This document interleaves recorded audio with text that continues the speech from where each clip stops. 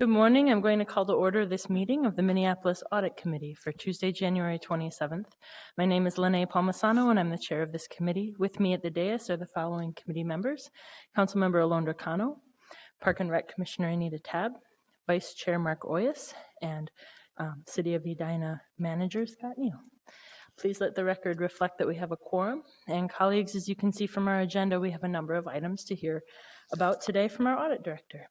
May I have a motion to adopt this agenda as presented? It's been moved, seconded? Second. And seconded to adopt the agenda. All those in favor of this motion, please say aye. Aye. Those opposed? The ayes have it, and the agenda is adopted. Before we move on to today's presentation, we need to accept the minutes from our last meeting. Our last official meeting was October 28th, 2014, so I will move adoption of those minutes. Second. All those in favor of the motion? Aye. Opposed? The ayes have it, and the minutes are adopted. Thank you. Colleagues, we have before us a report on a series of items from our new Director of Internal Audit, Will Tetzel. Mr. Tetzel and his staff, including Jennifer Nevers, who is sitting right next to him here, they've undertaken an extensive review of our city's departments and programs, and they're here today to give us an overview of their findings and the projects that will represent a substantial part of their work for this year. I want to thank all the department heads and their staff who've been meeting with Mr. Tetzel and look forward to the audit department's contributions to ensuring our city is running effectively and in a way that minimizes all of our risk. So here to present his findings is our auditor, Will Tetzel. Mr. Tetzel. Thank you, Chair Palmisano, Audit Committee. So I would like to start with the risk assessment process. Typically, internal audit shops will meet with leaders within an organization to understand the sort of the risk universe and risk atmosphere within the organization. So we've done just that, met with department heads and divisional leaders. And there was a couple reasons to do this as a renewed internal audit effort. One of them was to educate city leaders about risk appetite controls, and the 3 lines of defense, which we talked about in one of our prior meetings. And so that went well, and what that helps people do is become more conversant in how we're talking about and addressing risk within the city. And I think that will help in the future as people run into issues that might warrant our attention. I think it will ring that bell for them and remind them that it might be something that they should come to us with. The second, we have a series of questions that we go over with everyone that we have a risk assessment meeting with, and that helps us collect information to determine where we need to focus our limited resources for the next period of time, whether it be a year or two. And so out of that, we have this large body of answers, and we try to aggregate that to determine a couple things. One, are there items that in aggregate mean something to the enterprise more than they would a certain department? So are there risks that are systemic that wouldn't substantiate us going in and auditing that certain department, but as an enterprise, they're bigger than the sum of their parts? And we've noticed a few things already, so I'll talk about those shortly. The next is to really determine, are there certain projects or audits or consultations that we can do within a department to help them manage the risks that they're facing, either in maintaining their current levels of service or expectations or achieving their goals and objectives that they would like to. So we'll take all of this information and put it into a formal audit plan. And I want to manage your guys' expectations in that we'd like to, even though that's kind of a point in time plan, we want to make sure that you guys understand that as we hear about new things or risks start to emerge, that we can work to reprioritize some of our projects. So I don't want it to seem like it's a very static body of work that we're going to do regardless of what's going on in the city, but a projection of what we might be doing here in the future. So a couple of those, I talked about a couple things that were sort of emerging enterprise-wide. One of them is vendor governance, this idea of vendor governance. And that's really getting to, as a city, are we holistically approaching this idea of managing vendors, governing third parties, so entities that we might provide money to, either to do something for the city or for some public purpose. And there's a variety of aspects that we can look at there, but it seems like there isn't a consistent approach to how we govern third parties here at the city. So that's sort of bubbling up, and that can mean one of two approaches. Either we can choose to do some work to say, let's look at vendors across all departments and do like a sort of a larger project where we look at governance in whole. Or if we're in a certain area doing some work, we can look at vendors that are related to the work that we're doing there and come up with sort of some general procedures that we can start with and then tailor that depending on the risk and the work that we're doing in that area. The other one is around data governance. So here in the city, maintaining and provisioning access to and providing data to the public or for use within the city is a very important notion. And we've heard about it from a couple different teams, legal and city clerk and IT. And so we've started a project around that, and I'll get to that later as well. Also, we are starting to collaborate a little bit with the Hennepin County Internal Audit Department, and that will probably lead to some efficiencies in the work that we do.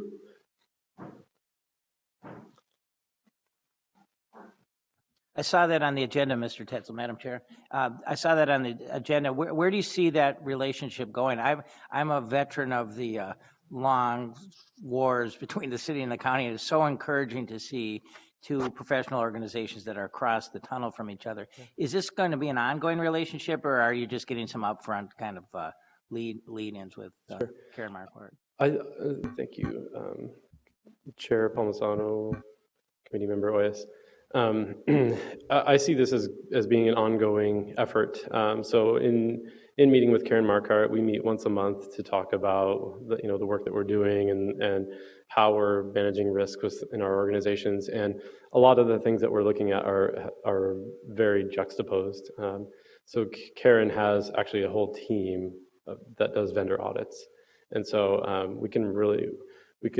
she's offered to provide some of their audit programs, so the steps and some of the checklists that they might use to evaluate vendors. We can leverage that and tailor that to the city's needs. There's also going to be opportunities where, or instances where there might be a vendor that the county funds, but the city also might fund. And in those circumstances, when we identify those, I can bring the results of their work back to you guys to tell you what's going on there. And from the data perspective, they also have a government data professional on their team. So I'm going to work through Karen to meet with that person to help them, or to help me understand sort of what they look at and why they look at it, and kind of get an idea of what are all these pieces of regulatory promulgated ordinances and statutes that we need to pay attention to, and how do they consistently address those. We've also been invited to their next two staff meetings, so they have staff meetings monthly, to see how that goes, and I think we can probably glean some of what they do there. She's also interested in the work we're doing here, and so we've provided some documents to her around like the risk assessment questionnaire and things like that. So I think it'll be a beneficial relationship for both of us, and I think we can probably get some, I hate to say it, but synergies out of that. Yeah, do people use that word anymore? Any other questions on risk assessment? Okay. Moving on to the enterprise data governance audit. And so I wanted to give you guys a little bit of information on this. We're in the planning phase of this audit currently. And so what we're trying to do, right now we're working with the city records manager, and then we'll soon connect with legal and IT to understand what are all the, like I said before, what are all the regulatory pieces of guidance that we need to pay attention to. And we're going to map that out and then compare that to the flow of how we either intake or create data in the city, how we label what type of data it is, whether it's public, non-public, classified. There's some specific data classifications there. How we use our retention schedules and manage that data, how we provision access to it, and so on and so forth. So really map that out and look at that, and then at the same time map out what that ideal situation would be depending on what the guidance and best practices are, and then look for gaps there that we can try to evaluate and inform different city departments on how that's going. This will probably take a while. It's a big body of work and it involves a lot of different teams.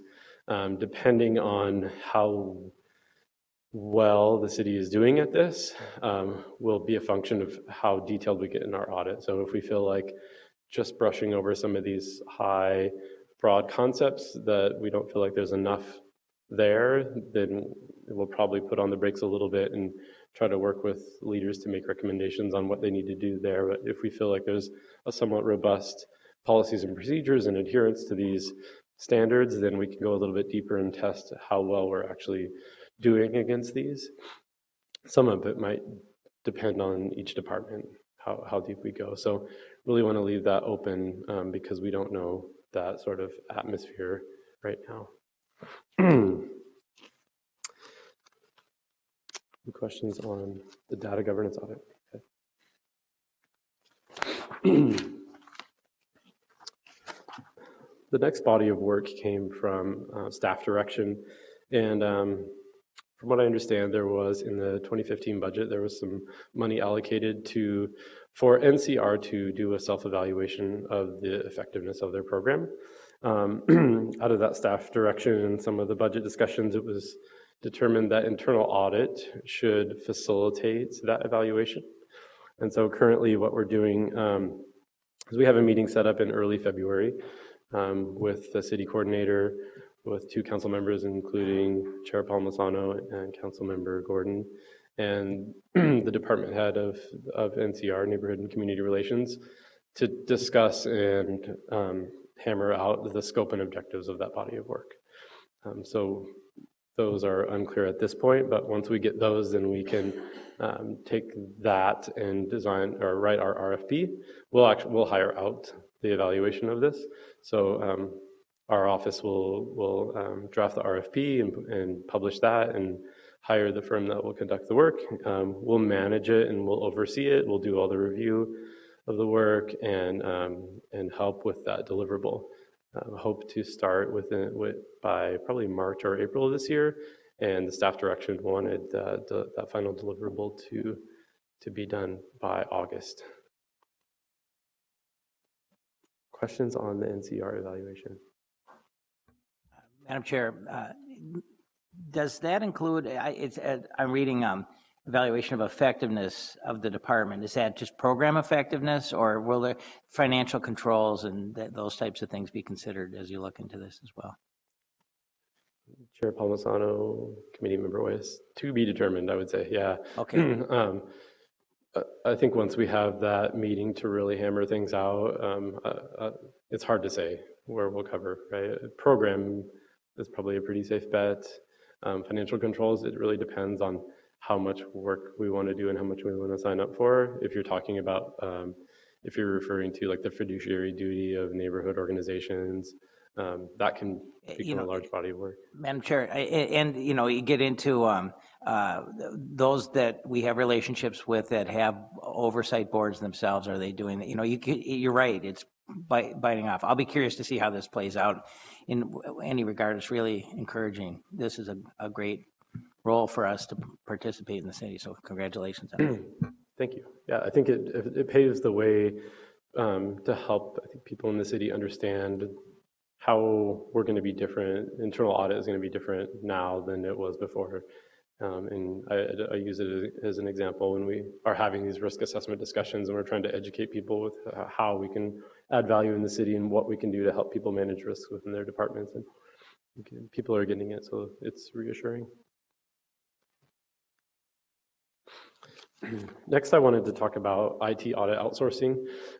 As you guys know, technology is progressing at a rate that's hard to keep up with, and it's difficult for a shop of our size to find 1 or 2 people that could help us address IT risk within the city without paying extraordinary amounts of money to them. And so I think historically IT audit services have been outsourced here at the city. We'll continue to do that. We have brought an organization in the interim to help us with some IT risk assessment and the scoping out and planning of a couple of audits. And it's gone well so far. That was a contract under $50,000, so we didn't go to RFP with them. But it is a local, small, minority-owned firm, so we're trying to utilize underutilized businesses within the city of Minneapolis, and so far it's been a great partnership. So they brought a lot to the table. So looking forward to working with them for the rest of that contract. There is an RFP out for continued IT audit services. Those responses are due February 11th, and after that, we will make a decision on who to work with going forward.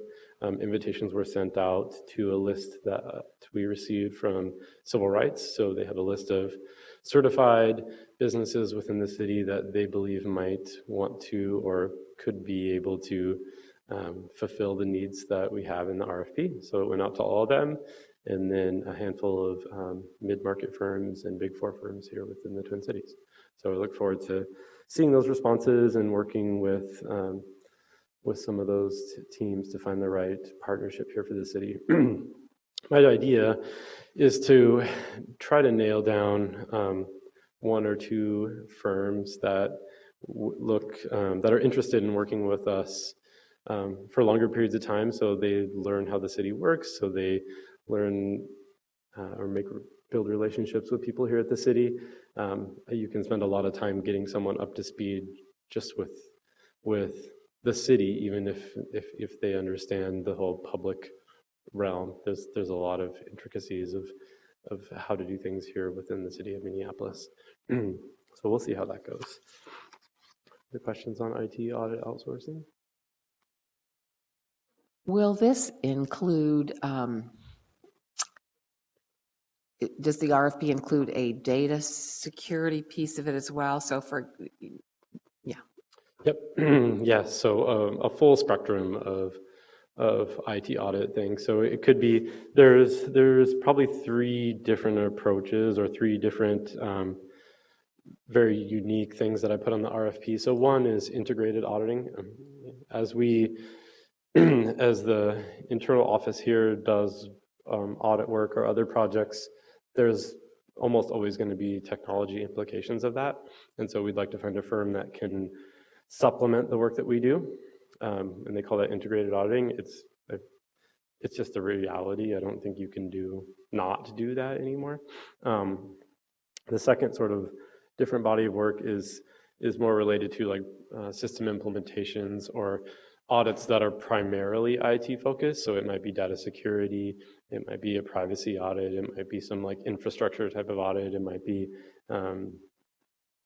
like a system implementation type of audit. So it would be nice to have a firm that has experience there and that can help us focus on some of those things, because we're not software engineers, and we'll probably struggle with that a little bit.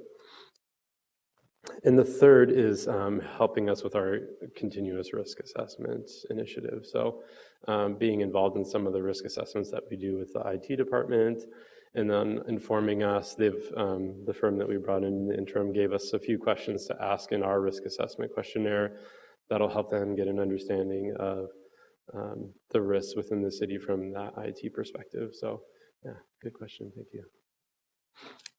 Any other questions or comments from the committee?